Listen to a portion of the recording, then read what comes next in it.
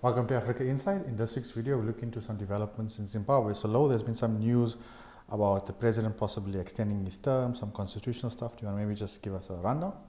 Yes, so yesterday in a cabinet meeting, the constitutional amendment bill was reportedly approved. Yeah. Of course, none of this is groundbreaking news. We have spoken about this before on Africa Insight. Definitely. In particular, the last two Zanu-PF conferences, they have resolved to extend President Emmerson Mnangagwa's term from what is constitutionally mandated to end in 2028 till 2030, the rationale being they want him to carry out Agenda 2030, this developmental program, and they insist that it's going to take an extra 2 years.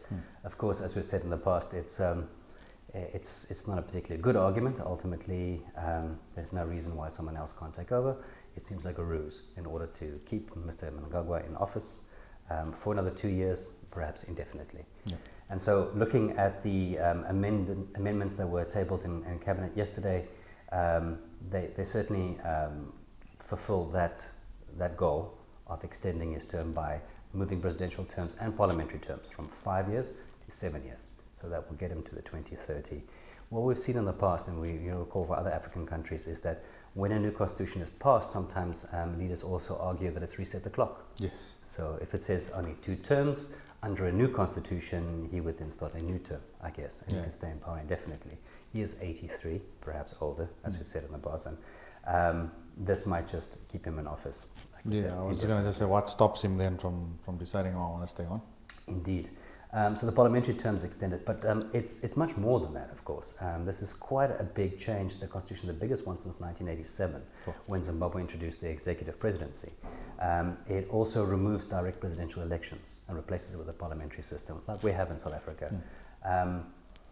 The thing is that in Zimbabwe, the returns for the president and Zanu-PF's flag bearer has always been lower than the return for the party itself. Yeah. So this is also a strategic move in order to ensure that the Zimbabwean flag bearer inevitably becomes president. We've seen the opposition candidate repeatedly outperform the party backing him.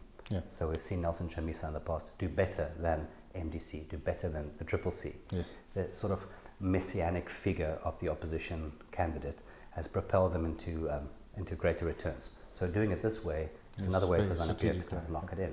Other proposal, 10 more senators. The Senate goes from 80 to 90, but these will be appointed senators. Okay. And as we know, if you appoint a man, he's most likely going to vote for favor, your agenda. exactly.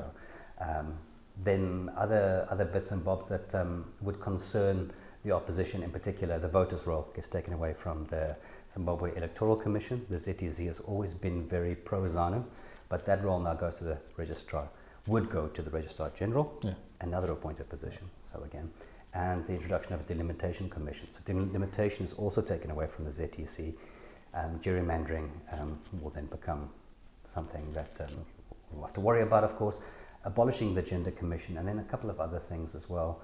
Kind of almost a sinister one. The Defence Forces mandate changes, according to this one, from upholding the Constitution to acting in accordance with the Constitution. That seems like semantics. Yeah, exactly. But as we know, maintaining the loyalty of the army in Zimbabwe is very important.